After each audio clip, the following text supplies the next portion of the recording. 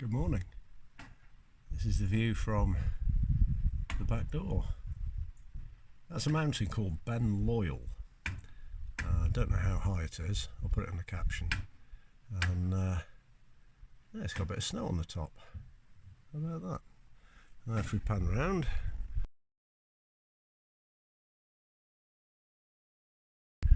and that is the Kyle of Tong, which is like a sea lock or an inlet.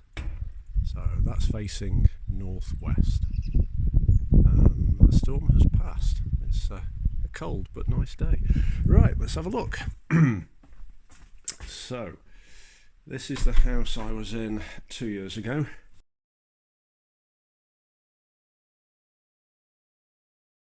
Well, he was doing a lot more work, but I was doing the plumbing in the bathroom here, family bathroom. It's very, excuse me, it's very rare that you get to use a bathroom that you've installed. But it's really nice. Yes, it's nice. It's very well put together. Simon did an excellent job on this, and it's lasted well. Oh, of course it has. Right, let's go and see the object of my interest. We'll get a better view from up here. How about that? That's nice. I had a really good night's sleep last night, apart from the fact that my head was still on the journey somewhere. Right, so this is the... Oh, this is really weird actually, because the house is on a hill. We just stepped out of what is the front door, but to me is at the back, because that's where the leisure space is. So this is the front bedroom, I think. Oh, it doesn't matter. And let's put a light on. It's quite small. This will be the master bedroom because it's bigger. So bed one. And this is going to be the ensuite.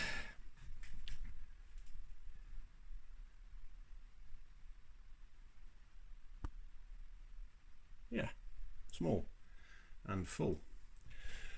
So day one of a job typically is what I call discovery, and this is where I get materials in, clear the work area as much as I can, and get my head round what I can see and what needs to be done. So basically all the services that go into and out of here have to go under the floor from the upstairs loo. Right, okay, so we've got hot and cold water under there. The waste from the toilet in the ensuite will go out that way. The soil stack is in that corner of the building, so we're using installing a macerating toilet, a Saniflow, and it doesn't use the usual 110mm waste pipe. It can pump out of something as small as 22mm in diameter. I'm going to use 40mm just to be on the safe side. And that and shower and basin waste will go out through the wall over there. So I've basically got to trench my way through under the floor. Now, really luckily, the floorboards are going that way, which means the joists are going that way, which means I can get pipes between. That is such a good bit of luck, I can't tell you. But I've got to dig up the floor. Hopefully not every board. It's obvious that quite a few have been up and down before, so they'll just unscrew. Right. Let's get... I really don't feel like it. Let's get physical. Oh, first of all, most important thing, cup of tea.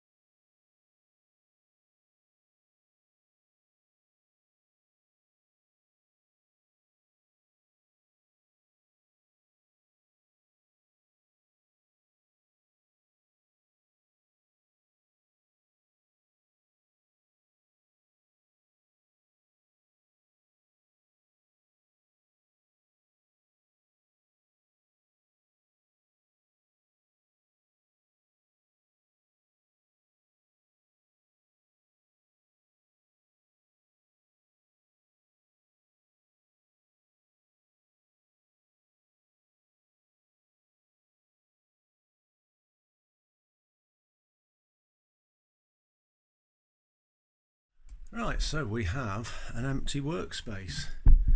So let's give you this sort of orientation. Give you a quick view of outside as well. Ben Loyal in the distance. Right, so as it's planned, walk through, have the loo here, the hand basin there, and the shower here. The shower is 1200 by 800, so that's going to probably come to about there. We've got, so we have a ceiling, which is good, with wiring coming out, which is good. Studded wall where there used to be a doorway, I think, can't remember. Studs, that's the outside wall, which I don't know whether it's not too cold. I'll probably, because I haven't brought any insulation with me, I'll probably sacrifice the insulation on the partition walls to put it on the outside wall, because I think that's probably a better bet. This is internal, this is onto the landing, and then we're into the bedroom. That's that faces onto the landing. Directly behind us, the upstairs loo. So internally there's no need for insulation, so I'll probably put that on the outside wall. So as part of the I'm now, okay, I've cleared the workspace pretty much. I'm now into discovery. The important thing is, will the shower base fit? Yes, it will, but exactly. There's no space for plasterboard to go on the walls there, so that's not so good. I'm going to have to make space, and the way that I'm going to do it is I'm going to take these furring strips off here. They're not needed because they were put in to pack out for this insulation. Well, that insulation is going on that wall because that's an external wall and it needs it. These internal walls don't. So that's going to cut these little furring strips are coming off, or whatever you want to call them. So I'll give me an extra 10 mil. I'm going to take this frame out, because that'll give me an extra 25. So the plasterboard that goes on here, let me just pull back a bit, I'll dot and dab it onto there and then screw it onto that framework. I'll put an extra couple of noggins in there, and that should give me the space for the shower base. So the way that it works, from the wall you've got plasterboard, then shower wall, plasterboard, then the shower base goes down up against it, and then shower wall goes down onto the base, and then it will get sealed. Now what I'm going to do, because obviously plasterboard is not water resistant, it's not waterproof, I'm going to waterproof the bottom layer. I did think about putting hardy backer, the cement based fiberboard, tile backer board, down there, but to be honest it really isn't necessary because the shower wall is inherently waterproof. So it's corners and edges where the real waterproofing work needs to be done. Well, I can do that, that's not a problem, it's just process. But if you can't get the thing in, you can't do it. And then what I've got to do is to work out how I can get the shower base, sorry, the waste out that way. And I probably want to do it, let's have a look. I want to go to the left of the loo, so I'm sort of up the middle of that wall. So I'm kind of coming in here, so this is where all the waste pipe and supply pipes are going. So shower waste will come in, do that. Basin waste will come in, well, shower and basin waste are together, so basin waste will come up here. Then the toilet waste will go down and out that way, and then that should be fine. And then the flooring, what we're putting in here is Carndine, sort of glue down vinyl flooring, which should be nice, but I haven't seen that actually. I wonder where that is. I'll go look for that.